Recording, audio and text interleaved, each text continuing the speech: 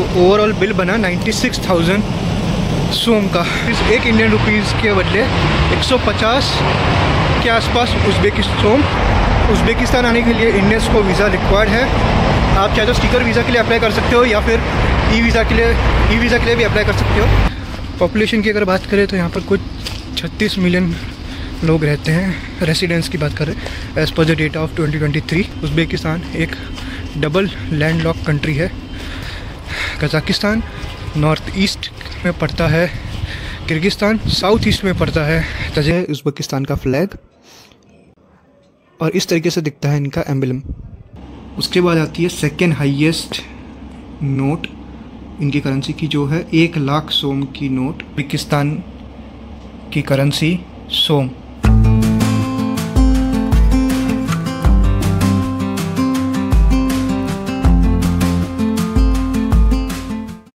Hello, स्वागत है गुज्जू प्रवासन एक नवा वीडियो में। अभी मैं पहुंच गया हूँ ताशकेंट उज़्बेकिस्तान, अपनी अगली कंट्री में। So excited. ये रहा पीछे ट्रेन स्टेशन, एग्ज़िट कर चुका हूँ। अब यहाँ से मैं जा रहा हूँ इंडियन रेस्टोरेंट खाना खाने, क्योंकि कल रात से कुछ सही से खाना खाया नहीं है। सो पहले वहाँ पर चलते हैं और बाकी की चीज़ें फिगर आउट करते हैं। सो मैं ऑलमोस्ट पहुँच गया हूँ इंडियन रेस्टोरेंट पे। आप कभी भी आओ तो इतना ध्यान रखना कि वो रहा स्टेशन, ठीक है। वहाँ से आप रोड क्रॉस करके पैदल आओ। यहाँ पर पैदल चलते चलते आपको एक कैनाल है, उसके जस्ट बगल में एक राइस हाउस करके मिलेगा। ये सामने दिख रहा है आप, बस उसके पीछे ही द होस्ट करके इंडियन रेस्टोरेंट है। को दिख रहा हो तो बस अपने को वहीं पर जाना है। कुछ लिख सकते हो रेट, जो भी रेट है उसको आप 150 से डिवाइड कर सकते हो तो आप इंडियन रुपीस हो जाएगा।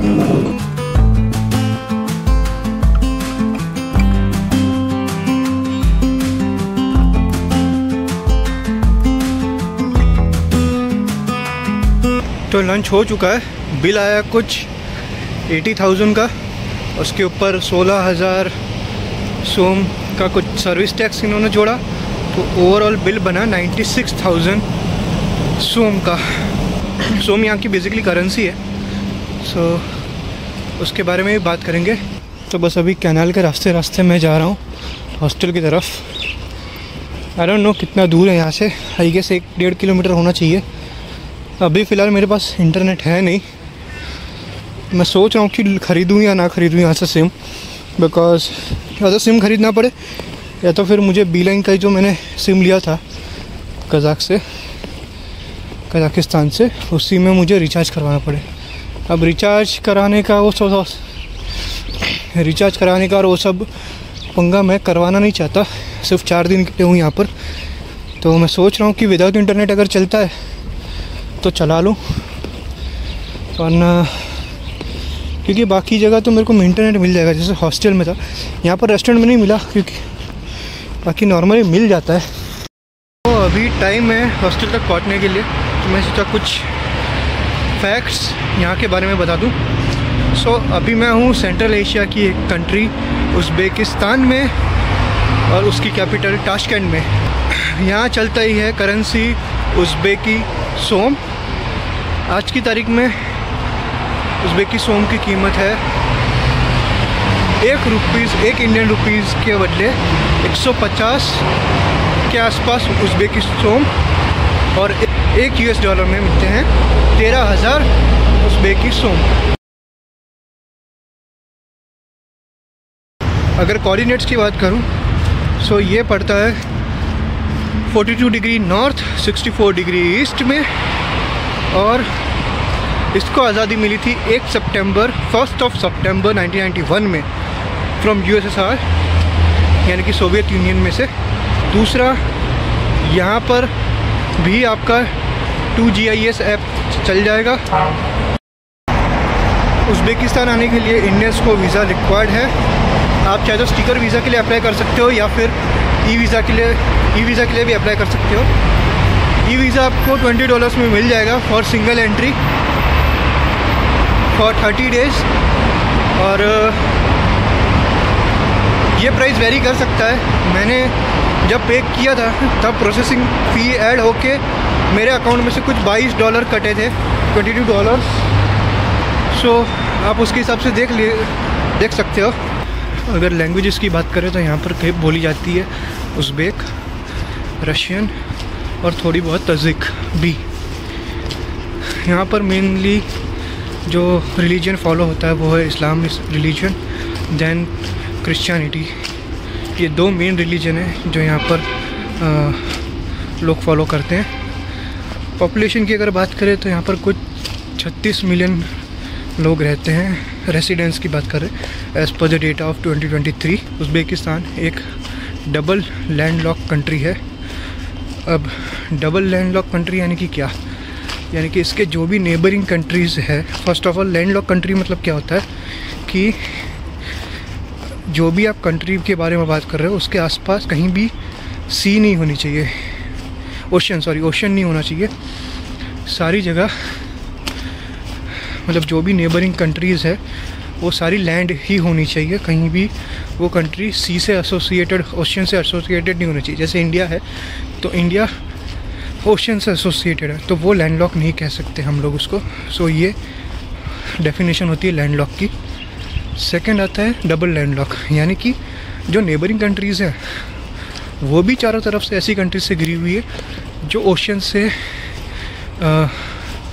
सटी हुई नहीं है, ठीक है।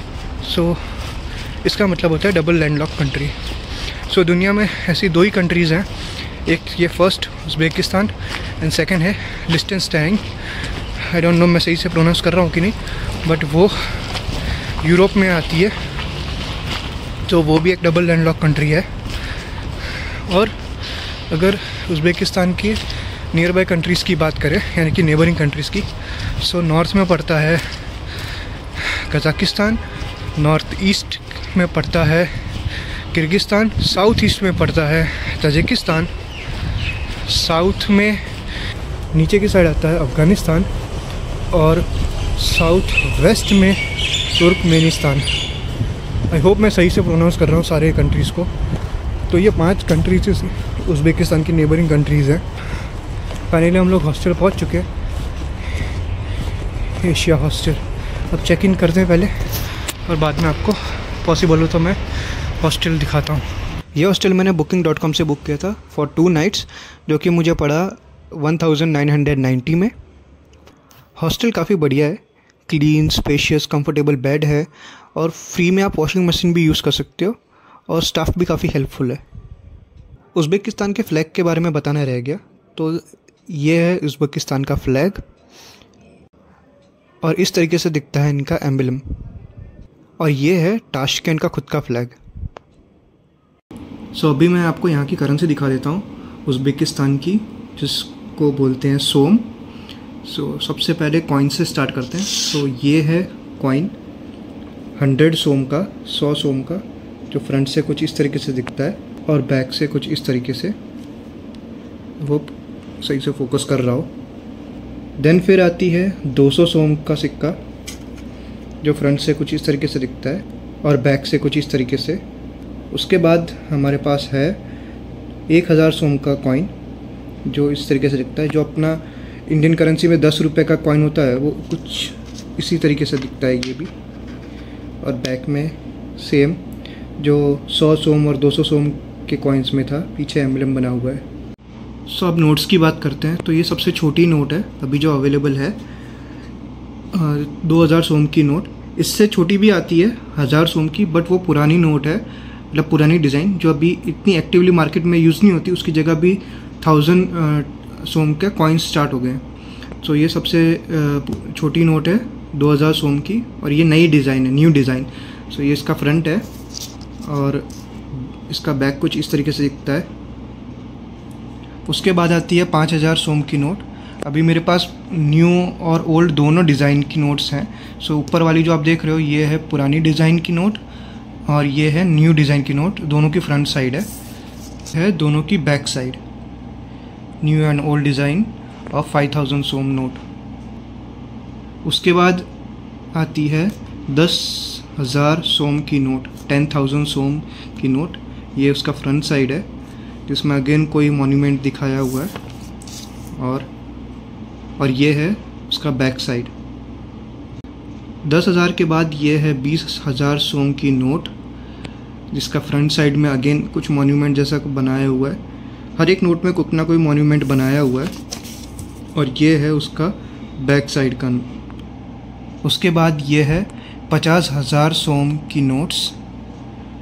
ये आप देख सकते हो, ये पुरानी डिज़ाइन की नोट है, पुरानी नोट है, और ये न्यू डिज़ाइन की नोट है। दोनों का फ्रंट साइड है ये, और ये है दोनों का बैक साइड, पुरानी डिज़ाइन और न्यू डिज़ाइन का बैक साइड ऑफ 50,000 सोम। उसके बाद आती है सेकेंड हाईएस्ट नोट इनकी करेंसी की, जो है 1,00,000 सोम की नोट।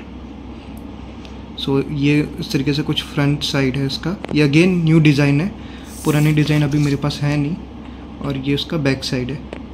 इससे भी बड़ी नोट आती है, जो कि है सबसे बड़ी नोट इनकी करेंसी में, जो कि है 2,00,000 सोम की नोट, जो इनिशियली मेरे पास थी बट वो फिर खर्च हो गई, क्योंकि इतनी बड़ी नोट लेके कहाँ घूमूंगा मैं। तो वो अभी मेरे पास अवेलेबल नहीं है, बट मैं उसका फ़ोटो इंटरनेट से लेके यहाँ पर दिखा देता हूँ आपको।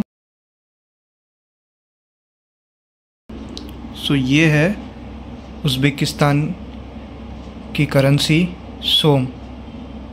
ये है कुछ 1000 टेंगे, ये है 1000 सोम की नोट, पुरानी वाली।